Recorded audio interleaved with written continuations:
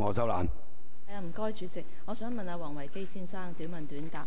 你揸住嗰本書呢，佢裏邊描述咗佢理想嘅香港，佢講咗佢好多嘅抱負，但係同你喺申請牌照嘅親身經歷相唔相符啊？黃維基。我諗當然同我一路諗嘅香港係即係支持我上應該講嘅，香港係崇尚競爭嘅 ，OK 係唔需要刪減二嘅。香港係人咧係接受優勝劣敗嘅遊戲規則嘅，因為優勝劣敗先至可以推動社會嘅進步嘅。咁所以我諗當然我一路都係即係以為我哋嘅社會係會跟住呢本書所講嘅一啲理念去發展嘅。我係有啲失望嘅。咁啊，黃生，你而家咁沉痛嘅經歷，你而家再睇翻呢本書，你會唔會認為佢所寫嘅係子虛烏有、呃你嘅？你以後仲值唔值得你再信任呢本書裏邊嘅內容啊？甚至係呢個作者黃維基先生。我覺得喺呢本書嘅第233頁咧，佢講到話喺困難當前嘅時候，我哋應該敢於希望；喺難料嘅前途當前咧，我哋更加要敢於希望。咁我諗我哋仍然咧係只要有希望的話咧，我諗我哋可以繼續勇往直前。我係想問你頭先講嗰第142頁同141頁啊，你頭先講嗰兩段，係你而家仲同唔同意佢所講嘅係真實嘅説話咧？我好難做一個判斷。判斷唔到，咁聰明都。仲有何議員問你仲信唔信呢個人喎？即係你信唔信梁振英啊？我都係判斷唔到。判斷唔到，我因為一定要你答嘅係嘛？主席，嗱我就唔會逼阿黃生答嘅。其實呢個答案唔需要權力及特權條例去保障都可以答到出嚟㗎。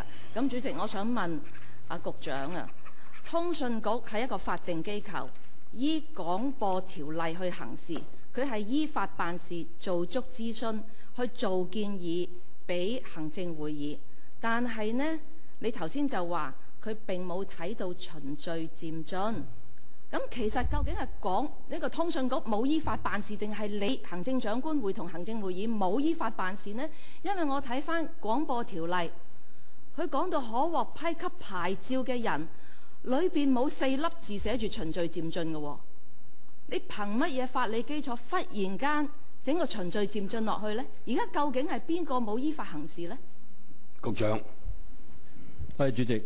其實呢，係從一個嘅公眾嘅利益方面呢，去考慮我哋嘅市場個發展。咁呢一個呢，係行會可以考慮嘅呢啲嘅因素裏邊，係決定咗，亦都根據一個客觀嘅顧問報告呢，考慮咗佢裏邊提出嘅市場方面呢，係有秩序同埋健康嘅發展之下呢，整體個市場嘅。呢度我哋主場，你唔好同我搶咪啦。主席，係咪有一個公平嘅解答嘅時間呢？我想問局長，佢喺呢個廣播條例裏邊邊一條寫住循序漸進？邊度揾到呢4粒字出嚟？你好簡單答何秀蘭議員個問題就得㗎。廣播條例廣播條例裏邊呢，就寫明呢係通訊事務管理局呢個程序呢，由佢作出建議，然後呢個決定呢係由行政長官會同行政會議根據條例呢去作出嘅。多謝主席。嗱，同埋呢，主席，通訊局呢亦都講明並不認為有責任保障現有營辦商嘅利益。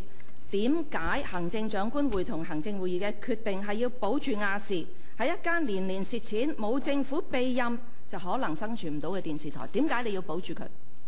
局長，通訊事務管理局呢係唔需要呢，或者行會呢係唔需要係保護邊一間現有嘅電視台嘅權益，而睇整個嘅市場嘅持續經營能力嘅。多謝主席。